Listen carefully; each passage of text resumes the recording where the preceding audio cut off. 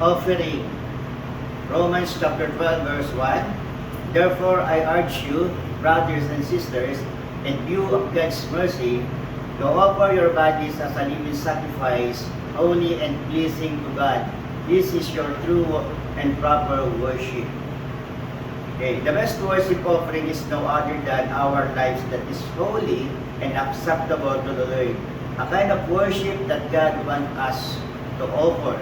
So ano natin pag sinabing offering, inihandog natin yung ating buhay sa ating Panginoon. And 1 to 4 patterns o 1 to 4 counts, ibig sabihin nito, the renewing of our mind. Yung 5 to 8 counts is transforming of our being. So 9 to 12, humbling before Him. And yung 13 to 16 counts, ibig sabihin, offer yourself to God.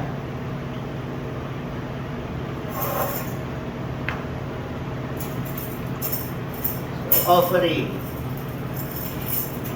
1 and 2, 3 and 4, 5, 6, 7, 8, 9, 10, 11, 12, 13, 14, 15, 16.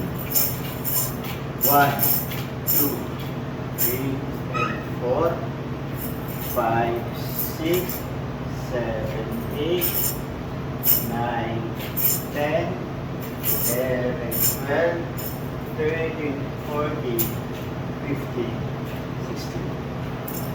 Yung isang part, 1, 2, 3, 4, 5, 6, 7, 8, 9, 10, 11, 12, 13, 14, 15, 16. Next ay punishing wrath. Hebrews chapter 12, verse 5 to 6. And have you forgotten the encouraging words God spoke to you as His children? He said, my child, don't make light of the Lord's discipline and don't give up when He corrects you. So kung sinabing punishing rod, it is a piece of wood or stick used to punish or it used for discipline. In Hebrews chapter 12 verse 5 to 6, for the Lord discipline those He loves and punishes each one He accepts as His child.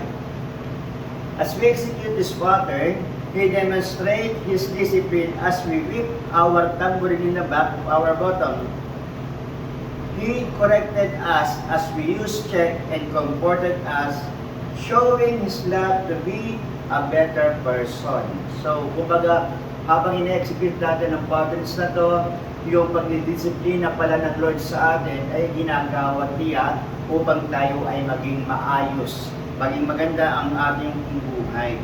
So, this is the pattern of punishing rod. Okay. 1, 2, 3, 4, 5, 6, 7, and 8, 9, 10, 11, 12, 13, 14, 15, 16.